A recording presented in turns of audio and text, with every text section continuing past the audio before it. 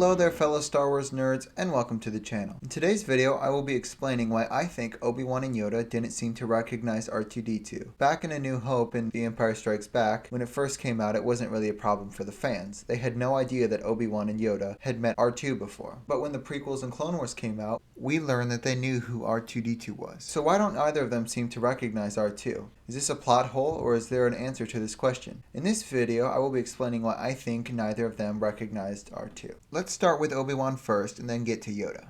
Now, to help us figure out Obi-Wan's reaction, or lack thereof, let's take a look at what he said. So Obi-Wan had been tasked to protect Luke on Tatooine. Luke had been attacked by Tusken Raiders and was knocked unconscious. Obi-Wan shows up to rescue him, scaring away the Tusken Raiders. He then presumably uses a Force ability to wake Luke up. Luke explains that his droid, R2-D2, is looking for his former owner. Obi-Wan tells Luke that he doesn't remember owning a droid, which is true. R4, the droid in his ship in Revenge of the Sith, was most likely the property of the Jedi Order or the Grand Army of the Republic, so he technically never owned a droid. The only reason Anakin technically owned R2 was because Padme gave him to Anakin on their wedding night, so Obi-Wan wasn't lying when he said that he never actually owned a droid. Now, why didn't he tell Luke that he knew the droids? The answer is most likely because he was trying to warm Luke up to what his new life was going to be and what had happened in the past. There was a lot he didn't tell him right away, or told him some variation of it from a certain point of view.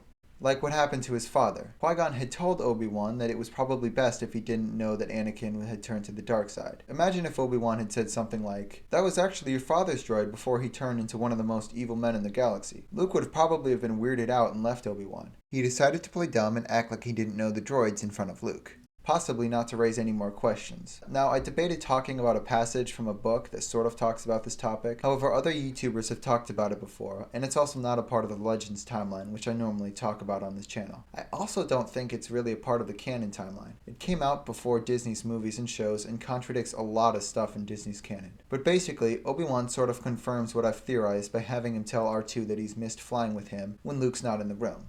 Now, how about Yoda? Yoda knew who R2 was. In fact, they both went to Dagobah together in the Clone Wars. So why didn't he seem to recognize him? I think it's basically the same reason as Obi-Wan. In The Empire Strikes Back, Luke is at a very dangerous point in his journey. He is learning how to use the Force, but doesn't know how to fully control it. For instance, when he sees a random glimpse of the future, he goes to rescue his friends and nearly joins Vader when he learns that he is his father. Also, we don't really see a lot of interactions with Yoda and R2 on screen. There might have been a conversation between the two of them off screen that we didn't know about. Yoda could have told R2 not to tell anything to Luke about Anakin's past.